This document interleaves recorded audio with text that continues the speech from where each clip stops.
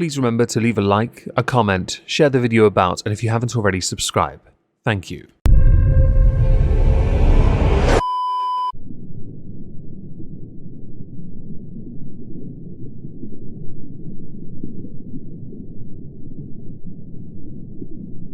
Well, isn't this just fantastic?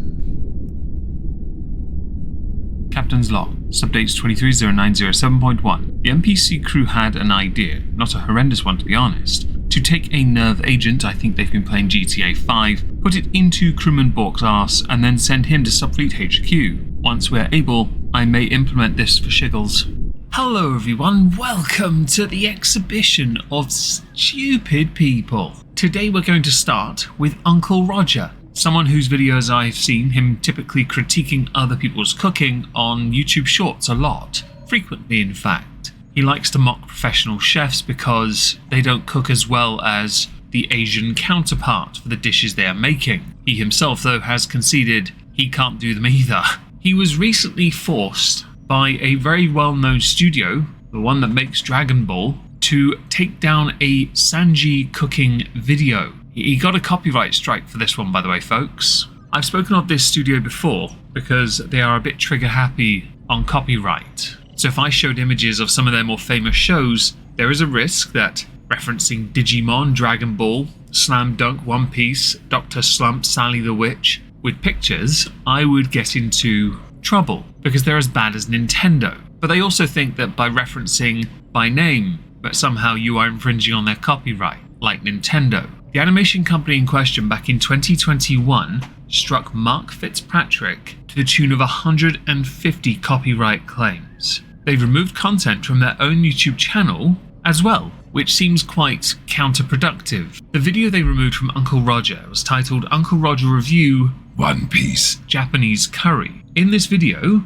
he provides a review of the cooking scene from One Piece's anime's episode 133 entitled A Recipe Handed Down, Sanji the Iron Man of Curry. The episode centers on somebody, a probationary chef working for the Marines.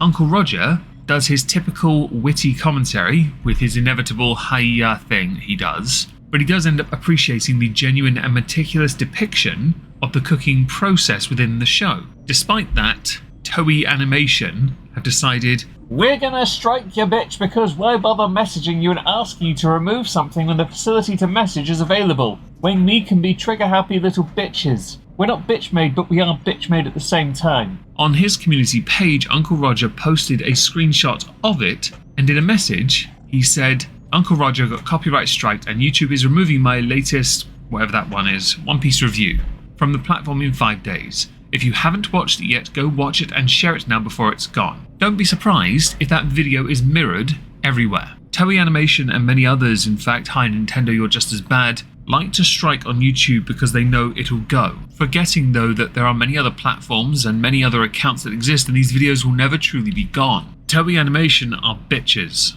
They always have been, and I doubt that's going to change anytime soon. In this instance, Toei Animation have said that to avoid the copyright strike, Roger has to remove it himself, but if he chooses not to remove it within the specified 5-day period, yeah nah. Personally, I think YouTube needs to hit Toei Animation for misusing the copyright system. Much of what people do on this platform falls under fair use, but apparently fair use is of no consequence to companies like Toei, Nintendo, I'm guessing a theme here yet, where they seem to think you use anything that looks remotely like theirs, or you do it and it falls within the purview of fair use. Fair use does not apply to them, so you cannot, for any reason, do that. It is haram and truly unacceptable, which is wrong, 100% wrong, and Toei Animation have been doing this for years. They need to suck balls at this point, if they can ever be asked to find their own. So next we're going to go to the realm of weightlifting.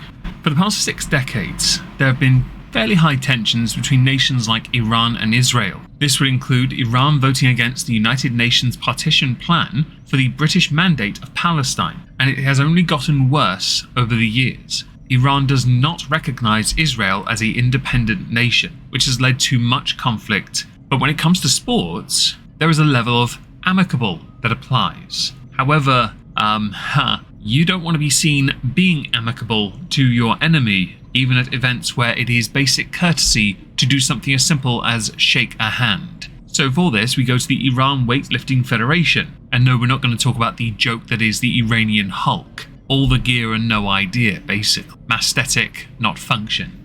He took up boxing, it was cringe. An Iranian weightlifter, Mustafa Rajeh, who participated in the World Masters Weightlifting Championships in Poland, alongside Israeli competitor Maxim Zvirsky, has gotten himself into trouble because Iran does not permit any contact between Iranian and Israeli athletes. This means that earlier mentioned handshake was foreshadowing because of the Iranian athletic conduct. Back in 2021, the Supreme Leader, the Ayatollah Ali Khamenei, asked competitors not to shake hands with a representative of the Israeli or criminal regime to obtain a medal. It went a step further when the athletes were given medical certificates and disqualified from the game in order to avoid Israeli athletes. Now though, the Federation has announced the consequences of what could be seen as a friendly gesture by saying the Weightlifting Federation bans athlete Mustafa Rajeh for life from entering all sports facilities in the country and dismisses the head of the delegation for the competition because Mustafa shook the hand of the earlier mentioned Israeli. He was second overall in the men's over 35 age group in the 240-pound division at the event. This is no small win, by the way, because he even broke the world record for the clean and jerk with a lift of 430 pounds. But according to Iran, the principles of what they believe must be upheld, and even though in many sports, all sports actually, handshaking is quite common, when it comes to your mortal enemy, you can't put aside your differences for a bit of competition. I'm surprised they didn't pull him, Mustafa that is, from competing in the first place. Mustafa took to Instagram afterwards and admitted that he could not work well due to the pain in his elbow, but in the 2 beats of God and gratitude, I became the first and then moved the world record by 1 kilogram. I came in second overall. In reality, he lost everything because of one tiny and, let's face it, inconsequential gesture. And I say inconsequential in the context that in all sports, people do this all the time, they shake hands. But because of the nature of the culture in Iran, that is haram. And that's said correctly in the context of this, which is a tad unfortunate for someone like Mustafa, who did something quite unique and has been punished for it. I know there's a vast cultural difference here, and it's quite complicated really, but as an outsider I'm always going to hold the belief that no lives matter, so quite frankly I don't give a crap about your petty little problem. Vote for me in 2024 and I will end all your miserable lives. I will solve this one human at a time. So next, we're actually going to go back to the realm of anime. Yes, we actually have 2 subjects, or 2 sets of 2 subjects that actually could have been segues to each other, but being the idiot that I am, I didn't do that. We're instead going to talk about Pokemon Go, a game that I didn't realise was still played by anyone. I remember this in 2016. It's been quite a number of years since, and it still goes. Apparently, recently, there was a Community Day Classic teaser. The next Pokemon Go Community Day Classic is scheduled, or was scheduled, for September the 2nd as part of a new Adventures Abound season. Does this include me holding a gym in my town for like a year? I did for a while. It was fun. Totally. From September through to November, the season will feature 5 Community Day events, 2 of which are classic versions. These classic events feature Pokemon who have already featured in a Community Day. Players, though, are split on the first of the classic events because the teaser indicated Charmander. Some fans were fired up about the reveal, others not so much, because Charmander has featured for the 3rd time in a Community Day, once in 2018 and once in 2020. The main criticism is that this is a form of repetition and that a missed opportunity for something new has occurred. The counter is obvious for that one. Newer players will have a golden opportunity to catch a shiny Charmander or evolve a Charizard with a special move. I think Niantic missed out an opportunity here, because what they should have done is instead tease Charmander and then give everyone something they really didn't want. A Caterpie, but a fire-type Caterpie. You know, its special move is something that causes your body to burn, like a charged chlamydia attack. I vaguely remember the days when people would get Pokemon Go and their children would use their phones and run up and down the street to find other Pokemon. Yes, I remember this. Or run to locations so they could spin the icon and get some swag. Or try and take on a gym and have one of their Pokemon stationed there. I remember this because the amount of kids that nearly got hit by cars was quite high. I remember the fuss many YouTubers made when they were doing this because easy views. Personally, I stopped playing after about a day because much like games like Animal Crossing, they require a considerable amount of time and resources. In the case of Pokemon Go, you may well end up buying microtransaction related crap thinking you're doing something better for yourself. As there is not an infinite number of Pokemon you can catch in games like this, it is hardly a surprise that Niantic are going to give back or regurgitate, recycle a Pokemon that is already featured that does not ordinarily feature, or is not as easy to catch as it usually is, or the special version at the very least. But I will admit, if you want to give them something special, might I recommend you give them something genuinely different. Perhaps make it so that they can only catch a drowned Pikachu, so their Pokemon of choice is a corpse. That'll totally put smiles on people's faces. If you've noticed I've not shown any Pokemon, yeah, Nintendo are dickheads. To the final subject, we're going back to the realm of sport, but sports entertainment, because we need to talk a little bit about CM Punk and his recent release from AEW. I vaguely remember a incredibly large, loud, popping response in Chicago when CM Punk made his debut for AEW. It was loud. It really was. There were some rather flat commentary responses in that return, but it was well received. And to have someone like CM Punk competing under the banner of AEW really did AEW some favours, right? But there are consequences, as is customary. Yes, it gets quite amusing as more time progresses. CM Punk portrayed the, let's say, fallen apart superstar who can't quite hack it with the younger crop. MJF feud was brilliant, in fact, because of that. Eventually, CM Punk got the AEW World title, a belt that I think looks quite unique. And it was deserved. It really was. It was a very good contest. But a few things have happened since then, and it hasn't lasted long. Do bear in mind here, he signed for AEW in 2021. We're now in August 2023, and he's already gone. The impact he made in such a short space of time speaks volumes about how well regarded he was. In the space of 2 years, CM Punk was suspended,